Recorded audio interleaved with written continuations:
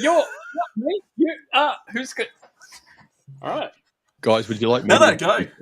Oh, yeah, no. So, We were yeah, just. and I said to Sandro before, "Do you want to do the intro?" And he's like, "Oh, no, all right, go. Here you go. I'm not sure." And I'm like, "Okay, well, I just guess communication. We'll talk about that in a minute, won't we, Brendan? I think we might have to. Communication. Is Welcome, key everyone, to culture. to another episode of State of Mind. We've got Brendan Rogers joining us here today. And Brendan is host, or one of the co-hosts of LinkedIn Local Central Coast. He's the host of the Culture of Things podcast. He's everything leadership, teams, engagement. And yeah, we're going to find out a little bit more about Brendan's experience and what's happening out there in the culture of things. So, Thanks for having me, chaps. thanks for jumping on. So, Brendan, the culture of things. It's funny because we're having this discussion just off air. We said it was such a good discussion, and we just had to try and save it and try to remember now that at the moment we've got different I guess different cultures, different beliefs. People have different maybe different purposes out there. Yet there's places where we'll find that they'll still come together. And I guess, can you share some things around what is it about culture and people and getting them to come together? Yeah, thanks, mate. Well, I guess the first thing to just get clarity on, like, what is culture? And ultimately, for me, culture is as simple as just a collection of behaviours. So those things that we do or sometimes don't do every day, that defines, that really is a reflection of our culture. As far as people coming together, and this is some of the stuff we're talking off live air, is that the single biggest thing that brings people together that can sometimes have differing views, differing interests, and maybe not be the closest people is a common purpose. So use the analogy around shopping, Woolworths as an example, a really simple analogy, things we do every day. What is it that drives people and all different races, religions, whatever, going to this common place to achieve that goal? Well, at the end of the day, there's certain value sets they may align with, which may be aligned, they feel, with Woolworths. So my goal is I need to do the weekly shop or the monthly shop in order to feed myself and or my family. So that's their common goal, and they go about their business. Now, it's not necessarily working as a team, because it's individuals coming into an environment, but they've got a common goal to achieve something, which is why to go to a place and their community is Coles or their community is Woolies or their community is Aldi, as an example. But if you think it back to the team side of things, which is where I spend a fair bit of my time, is that teams is a bit of a misnomer in organizations. Most organizations and most teams aren't really teams. They're actually groups of people working on stuff, working groups. Because if you said to that group of people, what are you working on collectively? Well, I'm working on this, I'm working on that, I'm working on this. Okay, great. Well, but they don't really have a collective goal they're working towards. So the underlying thing that brings people together is working on a collective goal. And the stronger that goal is, the more challenging that goal is, the greater it brings people together. And because I was going through your experience and bit of a sports nut. How does sorry? Aren't we all? Oh, we are. We all are. But how does sport relate to business and culture? Oh, mate, there's so many linkages to sport, and I wasn't smart enough when I played, a reasonable level of football, soccer. I wasn't smart enough at the time, being a younger man maybe, to make those linkages. So, but if you think about football, what I love, the round ball game, everybody on that team, 11 players, and those on the bench are there with a common purpose, and that is to put the ball in the back of the net more times than what the other team does. So have I always played in a team where everyone gets on really well? Not always. Certainly I have played in teams where, you get on quite well, but there's always a respect for each other. There's a good respect for people's abilities, and we come together each time to train and ultimately to play a game against the opposition to achieve that common goal, which is get the ball in the back of the net more times than the other team. And I have trust. I rely on my teammates. I may play a certain position and I've got to do the best I can in that role. I've got certain responsibilities. So you make that work and think about that from an organizational perspective, getting clear on what your responsibilities are in your role, but then how that links to the performance of the team. So if I didn't do my role on the football pitch as well as what I could, then potentially my opposing player does a better job than me, beats me to the ball and potentially scores, then team goes one up. So I've not fulfilled my role. And, I've got to look at myself, look at my performance, reflect on that. What could I have done better? So applying those principles on the football pitch or on any sporting pitch or field, and then applying that into organizations it's just a perfect link. I think the one thing that organizationally we don't do that we need to do far better on, which is done in sports, particularly high level sports, is analysis of performance. So we don't in an organization, or certainly I push hard with my clients and we work through that constantly reflection and understanding what have we done well, what could we have done better, how could we make that better for next time? It's that critical analysis, that debrief that makes a difference to improve performance future. And that's what great sporting people do. That's why, the best of the best, they've got coaches, they've got people looking at things, they've got analysis happening. And that level of self-reflection is absolutely vital to improve performance. You've got to apply that to organizations and teams as well. If you do that, you're well ahead of the rest of the pack, to be honest. You mentioned How many times did you get the ball in the back of the net? Me? Yeah. I could count on one hand, mate. But what I would say, my role was to win the ball in the middle of the park, kick the crap out of people, win that ball, and lay it to the number 9 to put it in the back of the net. That I did countless times. Oh, look at that. You go into ego? He's a midfielder. So, well, again, this is another thing. So, yes, I said that a little bit egotistically, tongue in cheek, but one of the things that people do need to be really clear on when you're talking about the contribution you can make in teams, part of being self-aware and part of humility is actually being really clear and confident in what you're good at, but also knowing what you're not good at and being open and vulnerable to say, hey, Andrew, you're really good at this. Can you help me with it? Or are you able to take that on? Because I know I'm really good at this and this is how I can contribute to the team. So again, provided you can say that in a way that's respectful and not braggy, not egotistical, then that's really positive for team performance because you're able to put your foot forward, say, this is what I do really well for the team. I know I do this really well, and I'm going to take that on board for the team because I'm the best person to do it. And like I said, conversely, hey, Sandro, you're much better at this than me, mate. You're much better on IT stuff. I need your help here. Can you sort this out? Even if you're on the bench. Even if you're on the bench, it's a great position to be. Bench warmer. And I just use an example. I know he's not great at IT stuff either, but it's just an example. Please, get me in. No. You mentioned behaviours before. Behaviours. What are some common behaviours that you found in a lot of businesses that destroy cultures? The single biggest one is avoiding conversations. That is the single biggest thing that makes a difference. I don't want to talk.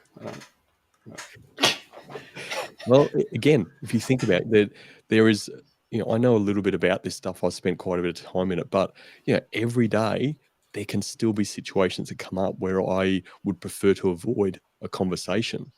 And sometimes I still make that choice to avoid the conversation. That might be the right thing at the time. It may not be. But as far as cultures, and I said earlier that cultures are that really collection of behaviors that happen every day, the things we do or maybe don't do.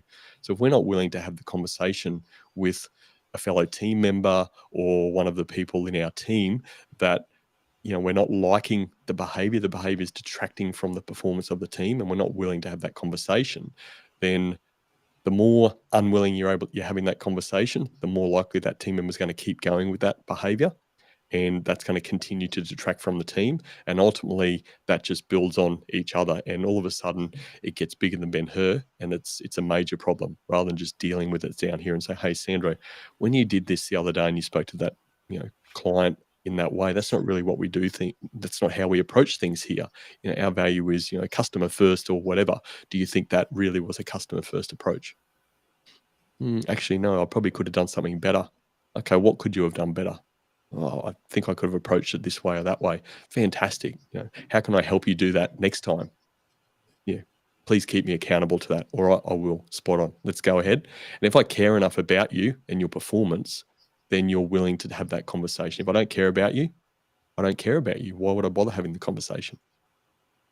Wow, that sounds like a lot of corporations need a big change in in their own culture, because I'm still hearing a lot of things. So, well, do we have it that when we have behaviors and continuously keep doing like the same behavior over and over, it becomes a habit, and it becomes a habit, and it becomes its own identity, right? So if it becomes its own identity in that, like it's been there for such a long time, how do you go about breaking that culture or the behaviors or the habits from a lot of different people to create something new that's something different that brings everyone together? It's there's a couple of ways you can take this. Let's start with the easy way, which is if you've got a new person coming into your organization, setting the expectations straight up is the easiest thing you can do, because they're not used to maybe what's happening in the past or what other people are doing. So set that standard of behavior early. Again, hopefully as an organization, you've got some real clarity around, your 3 core values, what you value here, what those behaviors look like, and some good stories around what that looks like in the organization. But having some clarity around that, setting that expectation with the new person from day dot, even through your recruitment process. But let's not go into that in this conversation. Set that clarity and continually have the conversation. And that's on a, hey, positive appreciation, well done, we love how you're applying the values here and you're really aligned, or actually the more uncomfortable conversation, look, remember we said we want to be more customer focused, customer first, and this is what that looks like in our organization. I'm not sure you're quite seeing that. How can I help you get a better understanding of it? That's the sort of conversations that can take place. If you take it from a, hey, people have been in the organization for a while, then ultimately that means that we've been back to that point of what's the single biggest thing that damages culture, avoiding the conversation. It means that we've been avoiding the conversation for longer than what we should. And it doesn't mean it's not recoverable, but it's a bit of a step to say, hey, we've got to set this standard. Am I living the standard as a leader? Because culture is a reflection of leadership. So if I can hand on heart say I'm doing those things consistently and with discipline and leading the way through my actions, and then, okay, if my team is starting to follow that, great. Some people will need a bit more of a push than just seeing me in action, but they'll start to see that that's what we value here. And through the discipline of you having the conversation with them, then a couple of things will happen. They'll improve, you'll support them improve, or they'll leave. And my experience says that if people are consistently held account to behaviors and performance, and they're not up to scratch, they don't meet the standard or they don't want to meet the standard, they'll leave before it gets messy. No one likes to go into the office every day and know that Andrew's going to be on my back because he expects certain performance. I'll make up an excuse. Look, hey, this is not the place for me. I want to move on. But they'll leave. Very, very infrequently do people dig their heels in and things get difficult. And that's when, HR experts come in and, charge them what to make things all sorts of, complicated processes in place. Why? Just because conversations weren't had. Wow. There's also quiet quitting too. So there's people that sort of revert back, and I'm not doing my work anymore. I'm just gonna start sort of. I like what I'm getting paid. So there's that new culture coming in. I believe there's a new culture that's coming in because lots of people are suddenly talking about this quiet quitting, and they're sort of like, I'm just gonna do what I came in for. But I'm not going to go above and beyond. And does that come down to the leadership, or it's everything's broken down, right? Like everything's breaking down in a company or corporation if people are suddenly coming into this quiet quitting where they just I'm just going in, but not really going to do 100% or give my 100% to. Yeah, it really comes down. I mean, that's what I'd call sort of passive employment, right? You're just coming in and doing what you need to do and getting paid rather than being sort of really engaged and immersed in what you're doing. But I'm a massive believer in, understanding root cause. And to me, the root cause of a poor team is poor leadership. The leader has the ultimate influence about what's happening there. So if in that sort of scenario, the leader's not having regular conversation around expected performance and meeting performance and how they can support the person to achieve performance and succeed in their role, then that sort of behavior will start to fade away from the individual. If they're not being followed up on things, they'll maybe cut some corners and maybe won't do the level of role that they should be doing. But ultimately, again, it comes back to leadership. If I'm sitting down with you each week, as an example, and through the training you've had, you've gathered some mastery in whatever your role responsibilities are, so you're feeling confident about that. You've got some autonomy around your role is really important. So you're not being micromanaged here, but you're very clear on the expectations of your role, and then you're connected with, say, the purpose of the organization, and you're passionate about that purpose, and that's what gives employees motivation. Those 3 steps, if you can have those in place and then continue to follow up and as a leader be disciplined with the conversations you're having with people about what's expected, how you're going, what's on your plate this week, how can I support that, then to be honest, you can't go too wrong. Again, it'll go back to the point. If people feel like that's micromanaging, then they misunderstand what is micromanaging. If they understand that they're getting paid, so there's performance expected, then they'll do that. They'll do that well. And if you can combine that with some learning and growth opportunities for individuals, then actually the statistics say that most people will hang around. They won't quit either quietly or loudly because their needs will be fulfilled in an organization. And that's what we don't do enough. And with the leadership, I guess, in a business too, having so with training, because like what kind of training would a leader get? Because have they just gone through the system and picked up a few skills, or what experiences have they had maybe outside of that corporation that can also help them become a leader? I guess what are some things that if people are looking to take that leadership role on, should they be looking afar from just their inner circle? Should they be looking outside the box? Yeah, I think that there's a number of ways you can look at this, and I'll go back to my own personal experience of moving into organizations, still playing a reasonable level of semi-professional football and starting to link the two into my corporate life. So I didn't have, when I first started leading teams as a fairly young leader, I think I was 24 years of age and the team was 12. So it was a quite large team. I had support around me from a technical perspective, but I didn't have support around me from a leadership perspective. What a good leader look like? How did they act? How did they operate? What did they practice? So what did I do? Well, I just went out and sought it myself. So yes, I did have a couple of mentors over time that were extremely helpful. And, those mentors change over the years depending on what your needs are. But what I was very, very disciplined about was my own self-development. I didn't create excuses about why I couldn't do something. I sought it out, whether that was through a mentor, whether that's, just growing that self-reliance muscle and how can I solve this problem and how can I make sure that I'm not making excuses. So I read lots of stuff. I practiced lots of stuff. I screwed up lots of stuff. I did some stuff okay. I got feedback from people, and not just sort of people that I thought were going to give me good feedback, people that I was leading that I might have had some challenges with and thought, well, why is it like, how can I approach this better with you? What do I need to do? How do I need to change my style? All those things wrapped up continue to help you become a better person, whether that's in leadership or whether it's podcasting or whether it's running community organizations. Seeking those feedback opportunities is absolutely paramount. But What I would say, and what I've worked hard over the time that I've been involved in this space, and it continues to evolve, but I have a people system.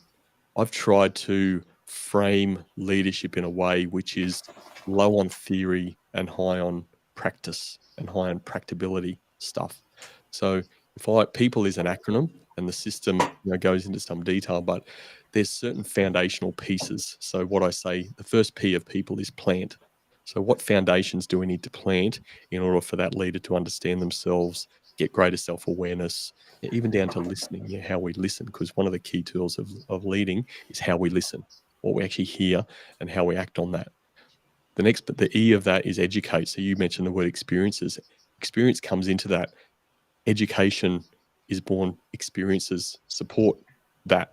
It's what we choose to read, what we choose to immerse into our minds, some of the actions that we take and educate ourselves around day to day, which are leadership quality. Then we get into the O, which is operate, and that falls a bit around manage. What are the things we just have to do each day? How do we operate? What do we need to manage and understanding? That can come into meetings. It can come into role clarity. There's a whole bucket of things that we need to unpack there. The P, PEOP is practice. So there's certain things that leaders need to practice. Things like being proactive. That's a skill in itself. That's a mindset. How do we be proactive around things? Effective messaging and influence falls into that sort of category of practice. So understanding some of those things. The L is lead, how we lead. Ultimately, the best leaders are consistent in what they do. Those leaders have taken some time to understand what they value, what their personal values are. So they sort of set their leadership laws, if you want to call it that.